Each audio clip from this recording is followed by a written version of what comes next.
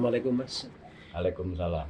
Ini kula mewakili sederek-sederek sedanten saking Esa untuk menambah wawasan dan pengertian yang sudah saya terima tapi ternyata kejelasannya kurang jelas. Maka dari itu saya menambah wawasan dari Mbah Sirot untuk menerangkan segala yang sudah saya pelajari tapi ternyata belum paham. Contohnya mori. Mori itu sudah diikat di badan bila mana saya nanti mati. Itu dibawa sampai ke liang lahat. Liang lahat itu apa karena ada sebuah pengisian atau isinya atau gimana tuh Mas yang sebenarnya. Maka dari itu saya tanyakan yang lebih jelas pada Mas Sirot. Oh iya deh, terima kasih. Tapi sebelum saya menyampaikan atau menerangkan kaitan dengan mori pengesahan ya, perlu kita mengucapkan salam terhadap saudara-saudara yang di luar sana gitu ya. Salam persaudaraan. Saudara-saudaraku yang berbahagia, dimanapun berada, sore kali ini ada kadang Esa yang tanya tentang mori. Memang sejak saya latihan juga begitu, bahwa mori itu pertama memang diikat di dalam perut, tidak mungkin didengkul lah gitu ya. Dan ada juga pelatih yang mengatakan bahwa mori itu ada isinya, sehingga bosone Jawa dadi wong sing ampuh lah begitu ya.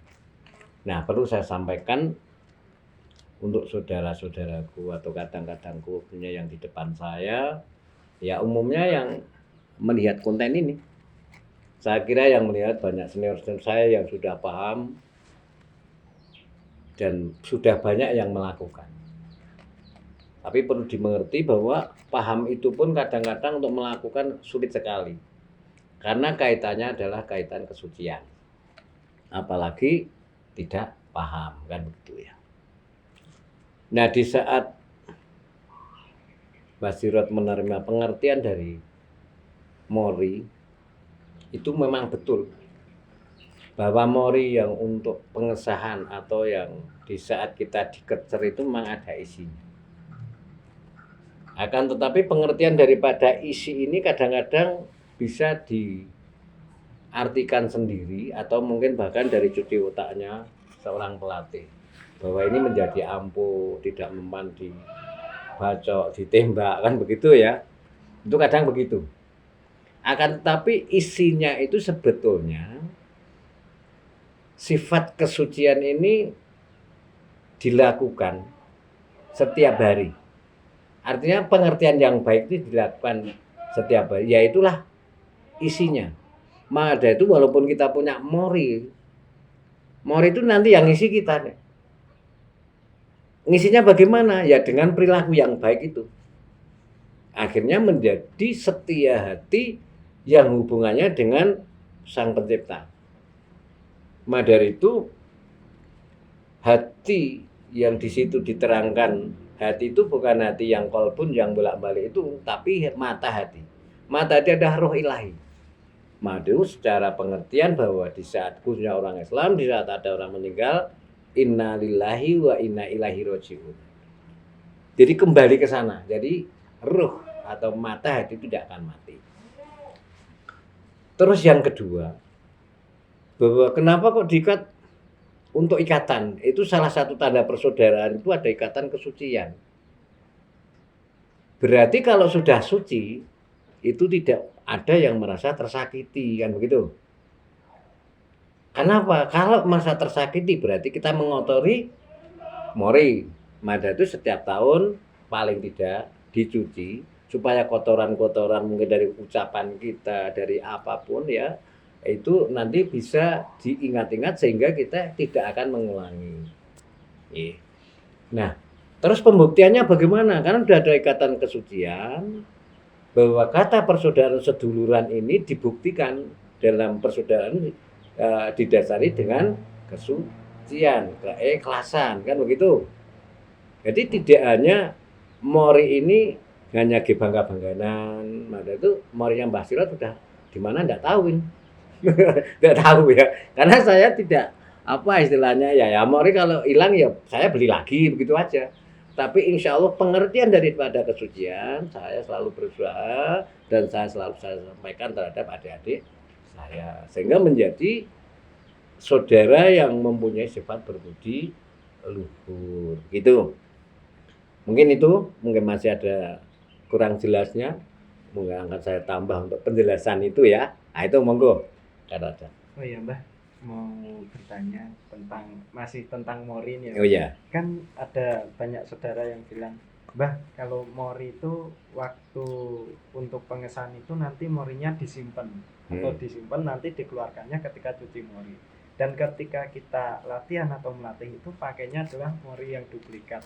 Nah sebenarnya itu untuk tata cara pakai morinya itu ataukah memang harus seperti itu duplikat yang dipakai dan yang aslinya itu disimpan atau sebenarnya yang asli itu boleh juga untuk dipakai untuk latihan? Oh iya Dek. Jadi memang ada beberapa pelatih dan begitu ya. Kata-kata mori kok duplikat itu kayak fotokopi kan begitu ya. Udah tuh hanya bedanya apa ya?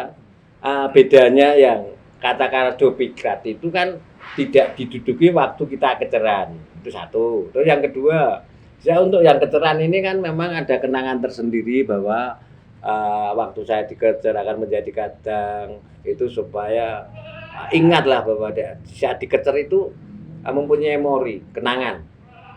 Tapi jangan lupa bahwa tidak hanya sekedar kenangan saya punya memori, karena di situ di saat kita menduduki memori itu mungkin sudah sering saya sampaikan ya bahwa setelah kamu menjadi saudara saya, ya harapan pelatih atau harapan kakaknya itu kamu selalu menduduki, artinya menduduki dalam kesucian, menguasai dalam kesucian, kan begitu kaitannya dengan mahar itu tadi.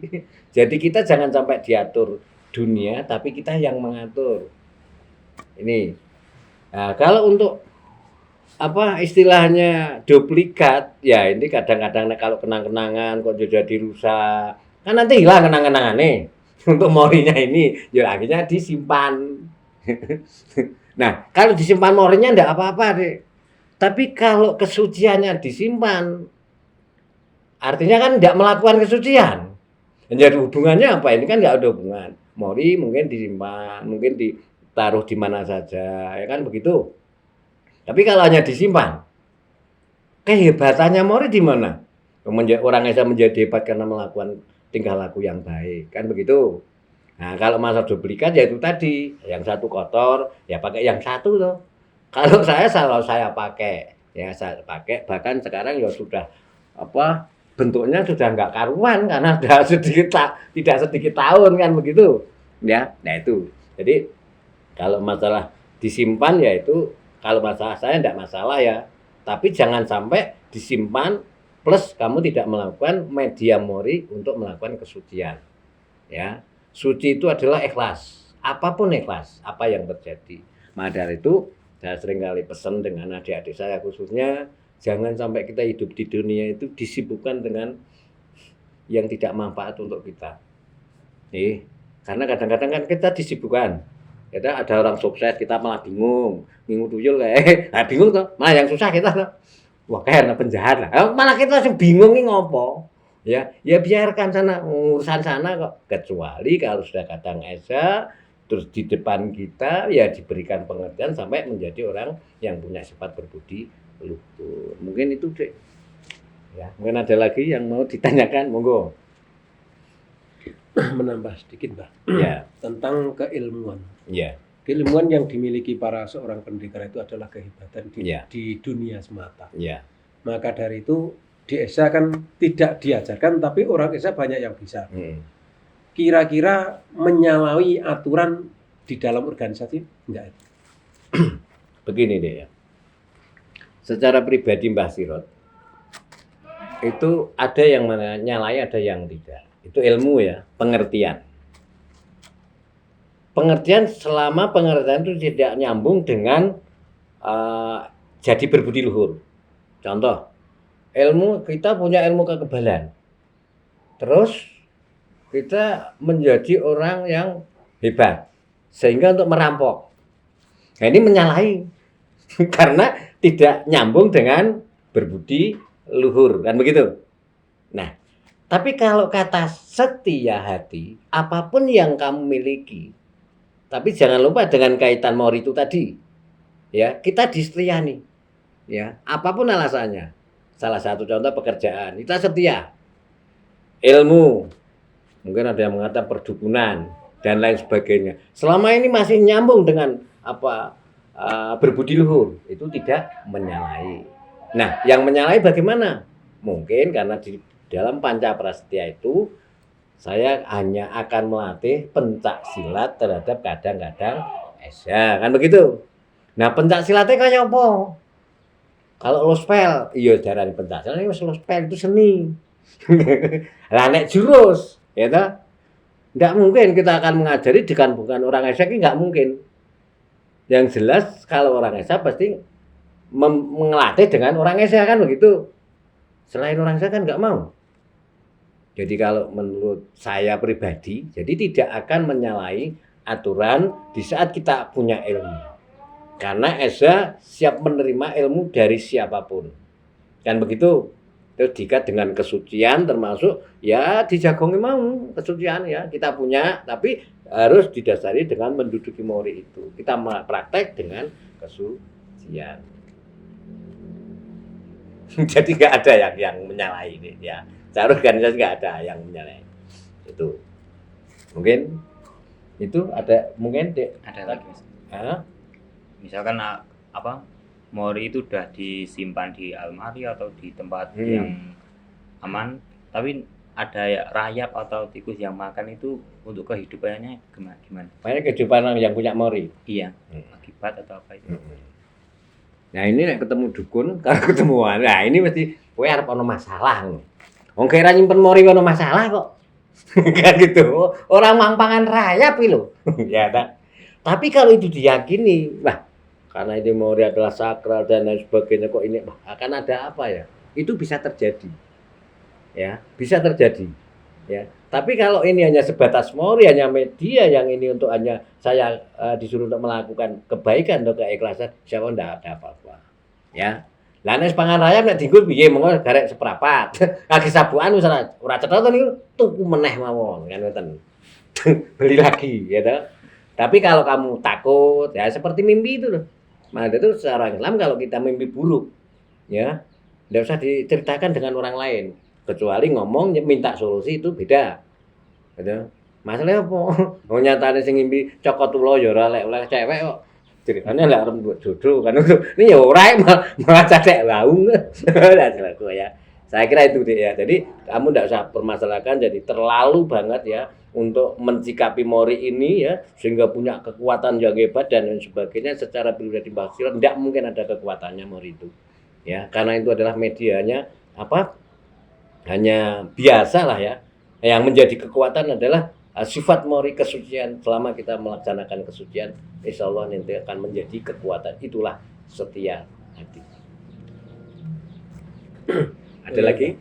Jurus baik esa terate maupun esa itu kan bertujuan. Iya. Jurus arti kata jurus, bertujuan. Tujuan itu yang bertujuan baik ataupun yang jelek itu sebenarnya ada filsafah dan pengertian yang setiap jurus. Iya. Maka dari itu saya meminta pada Mbah Sirot dan kami semua dari kadang SH maupun SH Terate yang ada di dalam dunia ini, semoga aja tahu apa arti filsafah jurus atau pengertian jurus mulai dari 1 yang Terate dari sampai 36. Ya. Itu semoga aja semuanya tahu, meskipun belum dikasih tahu, mungkin dengar dari pengendikan Mbah Sirot mungkin akan selalu paham. Ya. Yang jelas karena ini ada kaitan tanya Esa Terate ya. Ini kan karena ini channelnya Esa ya. Nanti saya akan dikomplain kalau saya menceritakan itu ya. Tapi karena jurus, seringkali saya cerita ya bahwa kitabnya orang Esa adalah jurus ya, jurus. Nah, saya cerita tentang jurusnya Esa. Masalah nanti ada kesamaan dengan Esa Terate dan mungkin saudara Esa Terate juga mengangguk atau mengiyakan dan melakukan, saya terima kasih sekali kan begitu ya. Mungkin dulu saya menyampaikan jurus, pengertian jurus baru sampai 7 ya, sampai 6 7 ya. Sekarang jurus 8 dan 9. Kalau saya sampaikan ya. Jurus 8 dan 9 itu kenapa langkahnya? Ya, langkahnya agak serong tapi maju. Ya. Ini kita memberi kesempatan orang lain ya, misal ini secara bela diri mau nyerang atau tidak. Tapi biasanya secara umum orang itu berani itu di belakang. Mada itu jurus 8 maju terus mukul ya toh. Sebenarnya mukul itu memberikan sesuatu terhadap orang lain. Dilanjutkan dengan jurus 9 ya, maju mundur nendang. Kan begitu. Loh aku wis mundur kok, mau maju ra kok kapak-kapake. Ndang mundur ya, mau nyerang ya tak tendang toh. Kan begitu. Artinya tendangan ini adalah kita tidak mundur kebablasan tapi kita harus melangkah lagi maju ya. Jadi jangan seperti pengertian keesaan ya. Orang yang baik atau esa yang baik adalah saya gambarkan seperti kuda yang baik itu adalah makan rumput yang di depan. Walaupun kadang-kadang ya nengok yang belakang wis dadi kaya ngono kan begitu. Gitu. Nah, jurus 9 seperti itu. Agak nyerong sana ke sini tapi maju. Setelah itu mundur lagi ya, mundur tapi tetap kita langsung maju lagi. Artinya menengok ke belakang supaya kita itu dengan pengalaman belakang yang mungkin menyakitkan atau apa, kita tidak boleh mundur terus. Kita harus selalu maju. Itu adalah pengertian daripada jurus ya, pengertian daripada jurus. Ya, saya kira terima kasih atas pengertian jurus. Semoga aja yang punya jurus dari organisasi apapun bentuknya tahu tujuan untuk maju ke depan dan tidak pernah meragukan pada yang lainnya, Mas. Saya kira itu terima kasih. Semoga aja orang-orang saya atau kadang-kadang saya semua mengetahui itu semua sampai akhir hayat nanti. Terima kasih, Mas. Assalamualaikum warahmatullahi wabarakatuh. Waalaikumsalam. Demikian Saudara Esa. Untuk sore kali ini ada Kadang Esa yang tanya, mungkin baru sedikit untuk menceritakan karena waktulah yang membatasi. Kalau terlalu lama sampai 2 jam mungkin yang melihat atau yang menonton aja sudah capek dan nggak mau sedih. Namanya hanya orang-orang itu aja yang dilihat. Tapi tujuan saya karena selalu saya sampaikan bahwa saya membuat konten sama adik-adik saya supaya saya bisa silaturahim, artinya silaturahim saling berbicara, entah itu komentar, entah apa ya. Saya tahu ya bahwa ini tetap Saudara Esa yang baik menurut saya ya. Karena tanpa ada komentar itu ya kita mungkin tidak bisa kontrol. Akhirnya Saudara Esa yang di depan saya maupun yang jauh, saya doakan semoga diberikan kebahagiaan dunia akhirat dan semuanya lancar, tidak ada hambatan. Amin. Salam persaudaraan. Salam.